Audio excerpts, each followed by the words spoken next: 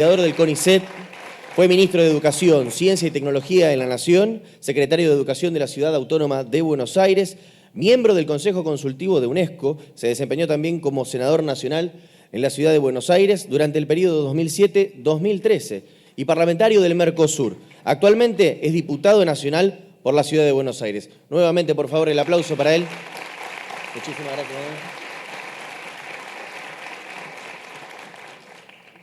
Bueno, muy buenos días a todos y todas.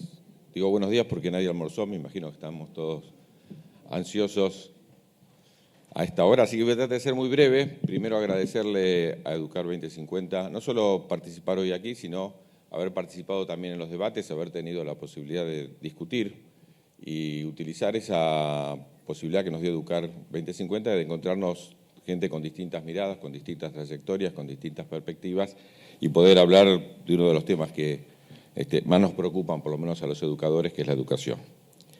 Voy a ser muy breve, pero voy a aprovechar para ser breve lo que dijo recién Facundo, que me parece que en buena medida representa el pensamiento de quienes creemos que la educación tiene que jugar un rol fundamental, que es el tema de que la educación está vinculada a un proyecto nacional y que si no hay un proyecto nacional es muy difícil que haya un proyecto educativo. Y esto me parece que es un eje central para debatir nosotros como docentes, porque es verdad, y él lo planteaba con fuerza, la cuestión de que, y en ese sentido también Educar 2050 avanza, que es la idea de que en la educación no hay ninguna medida mágica que permita modificar las cosas de un día para el otro. Lo que exige la educación es tenacidad, es esfuerzo, es mediano y largo plazo y tener una perspectiva de acuerdo al modelo de país que uno quiera. La 1420 es verdad que se crea en un país que necesita tener un modelo de desarrollo. En el mismo momento que Argentina aprueba la 1420, para dar un ejemplo, Brasil, nuestro vecino, tenía esclavitud todavía. Argentina ponía como obligatoria la educación cuando en nuestros vecinos le prohibían la educación a casi la mitad de la población. Y, por ejemplo, Cuba en aquel momento todavía era colonia española, ni siquiera se había terminado el proceso de descolonización. Sin embargo, Argentina pone claro que va a colocar a la educación como el eje central para la construcción de una nación. Lo que realmente la tradición nuestra y la fuerza de la educación pública, por más que algunos digan que se cae en la educación pública, la fuerza de nuestra educación está en que es el origen de la nacionalidad. Conocen ustedes un pedagogo, Francesco Tonucci, él ha venido muchas veces a visitar la Argentina, me acompañó a las escuelas y él decía, pero ¿qué es esto de subir y bajar la bandera todos los días? Si en Italia pasa solo en cosas tan importantes como partidos de fútbol. Nosotros lo tenemos todos los días. ¿Qué es esa formación frente a la bandera? Es porque la escuela formó la identidad.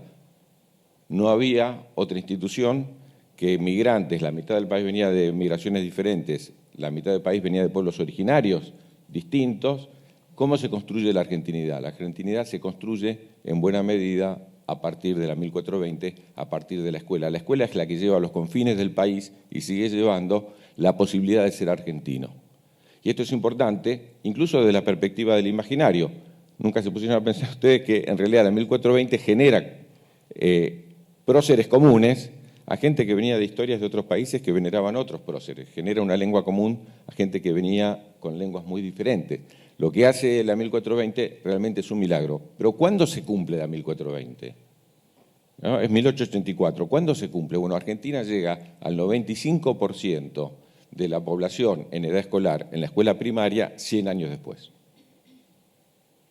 Es decir, la 1420 presenta un programa de nación que lleva 100 años en cumplirse. Esto lo planteo porque, a diferencia de las leyes económicas o las leyes que tienen que ver con otras áreas, las leyes educativas son planes de gobierno. Y construir una ley educativa tiene que hacerse con muchísima legalidad, pero también con muchísima legitimidad. Tienen que ser leyes producto del consenso. Si no, no avanzan. Y quiero dar un ejemplo de lo contrario. La Ley Federal de Educación no duró ni 10 años. ¿Se acuerdan que había EGB1, EGB2, EGB3, polimodal? Bueno, esa ley salió aprobada en el Congreso por una minoría coyuntural de muy pocos votos, por una sola fuerza política. estaba condenada al fracaso. La 1420 fue producto de un consenso enorme, y quiero decir que las leyes que se aprueban en la Argentina después del 2003 también se aprueban con un consenso enorme. Y prácticamente todas las fuerzas políticas, las que eran del oficialismo y las que eran de la oposición.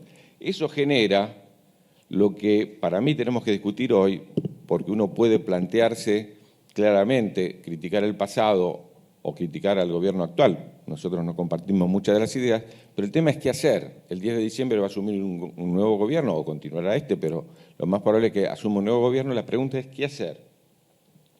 Y vengo simplemente a plantear eso. Me parece que lo que hay que hacer es cumplir la ley.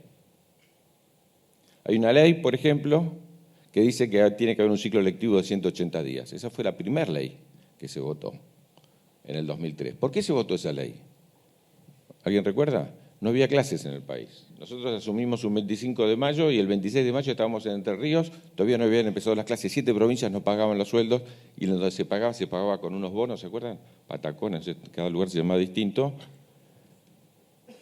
Entonces se puso un ciclo lectivo y la obligación de la nación de sostener el sueldo de una provincia si la provincia no podía, porque si bien la educación es provincial, el derecho a la educación es constitucional. Y como decía Facundo recién, el que queda al margen del derecho a la educación va a quedarse al margen de la integración en la sociedad moderna. Y eso es así. Entonces no puede el Estado mirar para otro lado, el Estado nacional, si una provincia, como ahora es el caso de Chubut, por ejemplo, tiene conflicto. Y tiene que resolverlo, no solo porque los docentes lo merecen, sino porque los chicos no acceden al derecho a la educación. Entonces yo tomaría 5 leyes para avanzar, que se aprobaron entre el 2003 y el 2007, que me parecen importantes. Una es la de financiamiento. Por primera vez Argentina fijó un 6% de inversión en educación y me parece que es central. Cumplir con ese 6% que hoy ya no estamos cumpliendo. Veníamos invirtiendo el 3% y se pasó al 6%. Segunda ley que me parece imprescindible cumplir, que es fundamental, la tercera, dijimos la de los 180 días, que es la Garantía Nacional del Salario Docente, la ley de financiamiento educativo, es la ley de educación técnica. ¿Ustedes se acuerdan que en la década del 90 estaba prohibida la escuela técnica en la Argentina? Recién Facundo decía, tiene que ver con el proyecto nacional. Si no hay un proyecto nacional industrial, ¿para qué vamos a querer escuelas técnicas? Y entonces directamente pasamos a tener polimodales y lo que se llamaba trayectos técnicos profesionales, TTP, ¿se acuerdan? Bueno, no existe país en el mundo sin escuela técnica. Y lo grave no es solamente que se haya prohibido la escuela técnica, sino que nadie haya protestado, porque no había industria en la Argentina. Y si uno no tiene un modelo industrial, ¿para qué quiere técnicos? Un técnico cuesta el doble que un bachiller. Y es fundamental la vinculación entre educación y trabajo. Cuarta ley que hay que cumplir es la ley de educación sexual. Es una ley que ha sido aprobada, fue por unanimidad, hay que decir, un solo senador votó en contra de esa ley.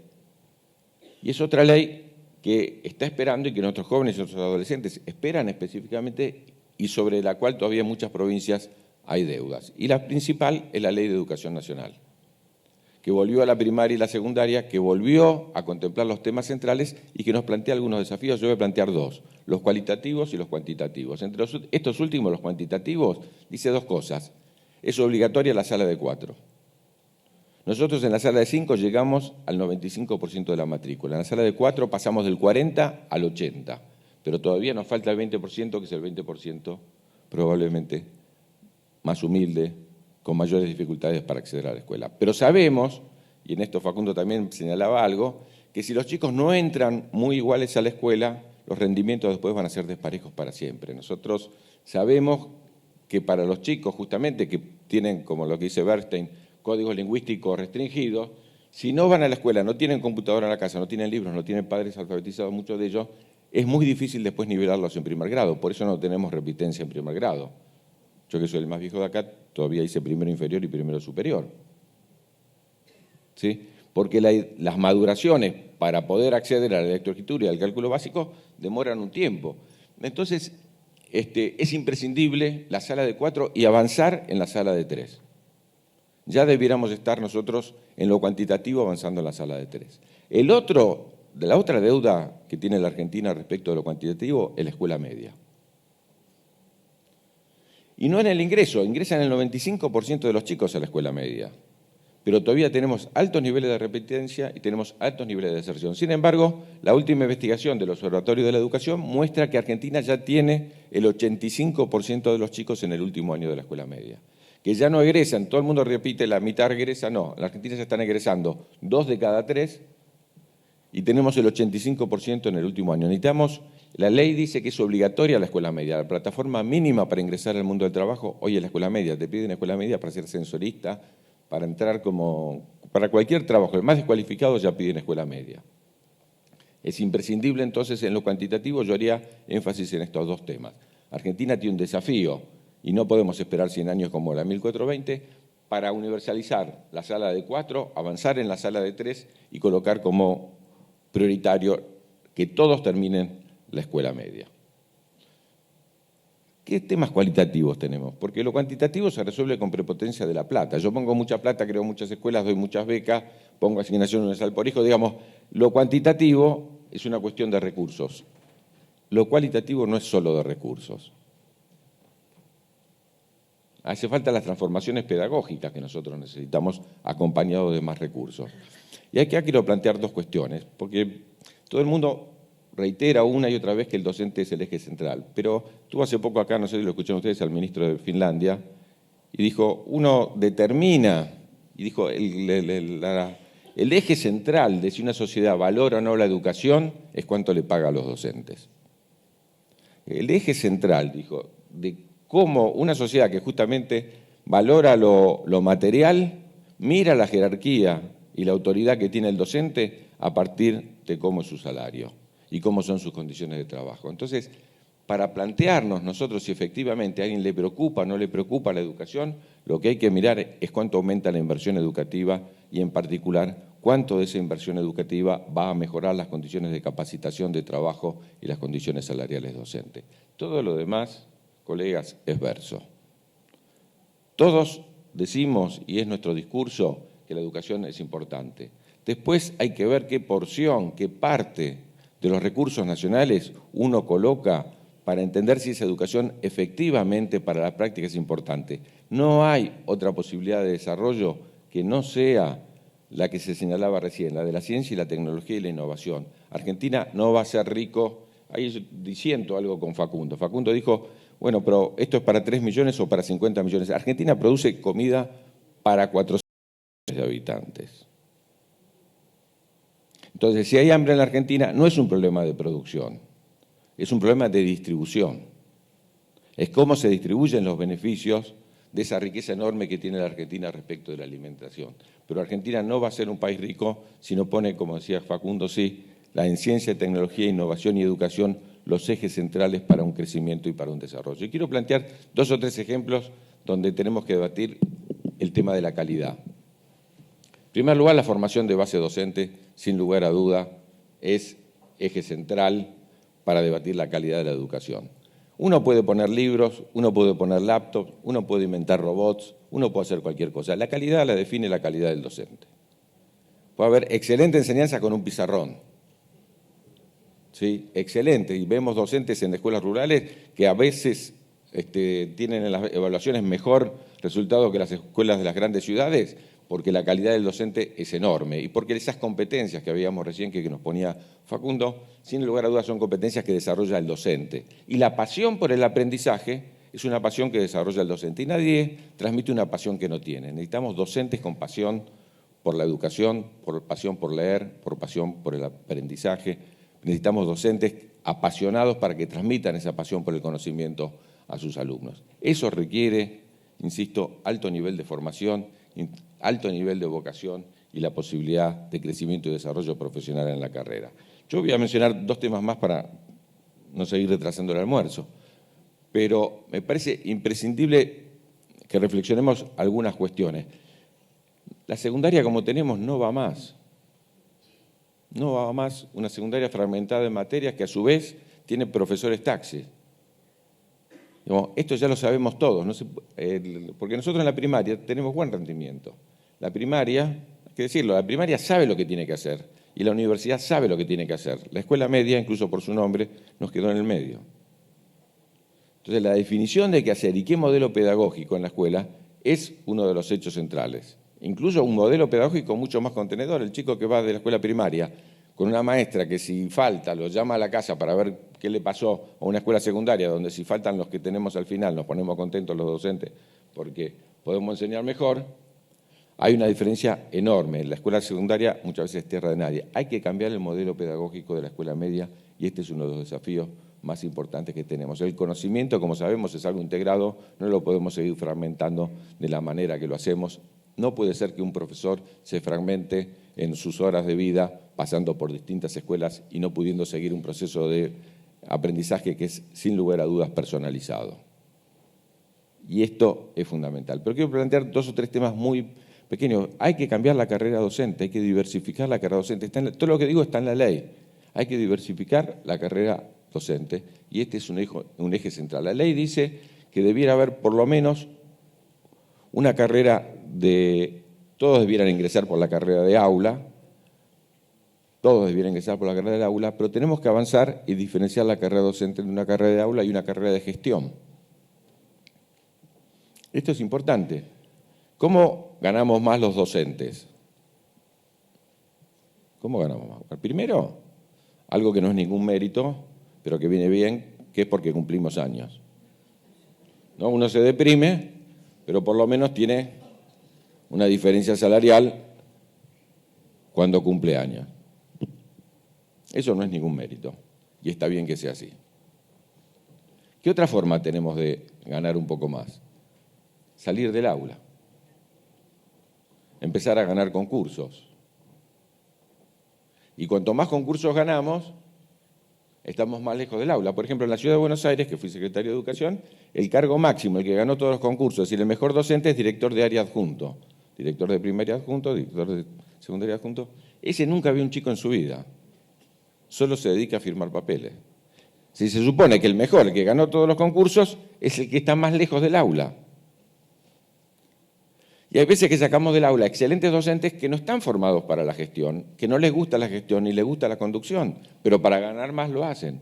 Entonces tenemos que hacer una carrera donde los docentes que nos gusta dar clase podamos ir, a medida que nos capacitamos y tenemos más experiencia, ganando más dentro del aula, porque lo merecemos. Y si hace una maestría y se queda en el aula, le pago más. Y si hace un doctorado, mejor todavía. Más aún, si trabaja en lugares suburbanos, en lugares alejados, le pago más todavía, porque ahí es donde más necesito, y si trabaja en los primeros grados, más aún. Los docentes somos aquellos que empezamos la carrera nuestra en el lugar más lejano, y a medida que vamos haciendo puntaje nos acercamos a nuestra casa. Y los docentes más humildes, los chicos más humildes, son los que ven pasar a los docentes que, una vez que los conocen y conocen su cultura, al poquito tiempo se van. Y ahí es donde tenemos el desafío. Enseñarle a chicos de clase media es relativamente fácil. Hay una cifra que hoy se dijo y que realmente hay que pensarlo. Sí, el 53% de nuestros chicos es pobre, y como dice la Universidad Católica, en realidad estamos arriba del 60% de los chicos pobres a fin de año. Sí, quiere decir que si una parte, y no son los más pobres los que van a la escuela privada, que la escuela pública hoy es una escuela que atiende al el 80% de los alumnos de la escuela pública son pobres. Esa es la dificultad del aprendizaje, porque se le echa la culpa al docente de cuestiones de injusticia que en realidad genera la sociedad y en última instancia puede ser que la escuela no tenga la suficiente fuerza para igualar. Pero es el único lugar de la sociedad donde se hace un esfuerzo para igualar. En momentos como este, como el de hoy, que me hace acordar el del 2002, 2001, ¿se acuerdan? La escuela es el único espacio del Estado en los confines de la nación que está peleando por la inclusión de nuestros chicos.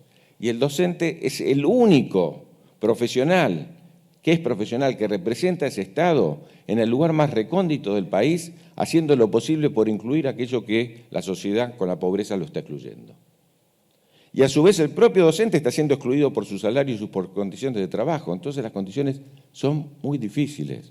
Tiene que haber un acuerdo social, tiene que haber realmente un compromiso social conjunto de recuperar la alianza entre familia y docencia, familia y escuela, y a partir de ahí también generar las condiciones para que haya un modelo nacional que le preocupe la educación y la coloque en un lugar central.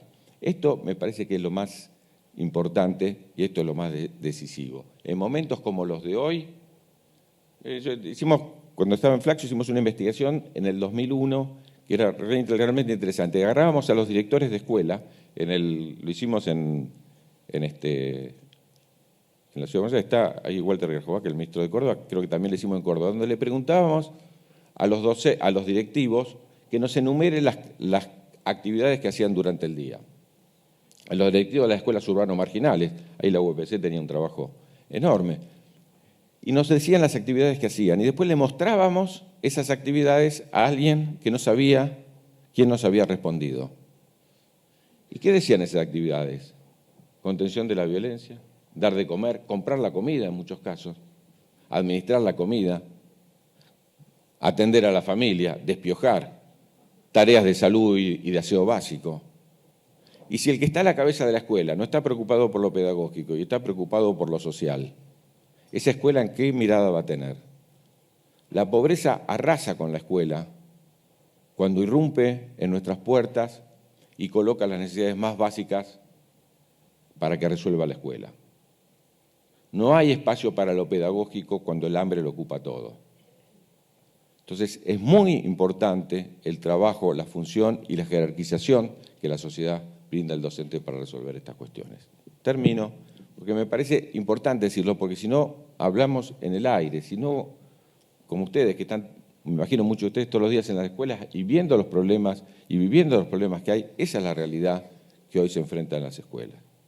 ¿Sí? Yo estuve en Moreno al otro día que explotó la escuela y murieron 2 trabajadores de la educación. ¿Cómo va uno a explicar? ¿Cómo va uno a hablar? ¿Le va a hablar de teoría de la educación? Cuando una escuela vivió eso y cuando se revisan todas las escuelas de Moreno y se ve que el 80% tiene problemas de infraestructura que hace correr peligro la seguridad de los chicos.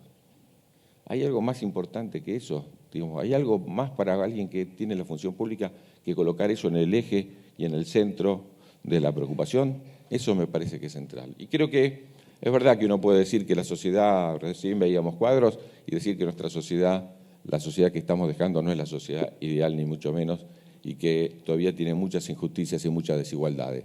Pero también hay que decir que la perspectiva para mejorar esas injusticias y esas desigualdades es el trabajo en la escuela.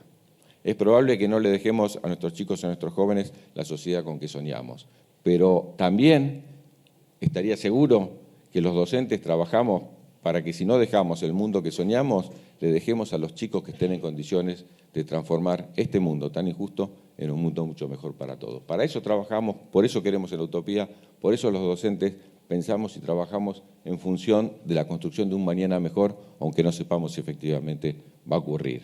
Pero ahí está nuestra pasión, ahí está nuestra vocación, tenemos una oportunidad única, creo que hay que plantear, insisto, la idea de lo educativo muy vinculado a un proyecto nacional, pero que ese proyecto nacional tiene que ser de crecimiento, de desarrollo, pero también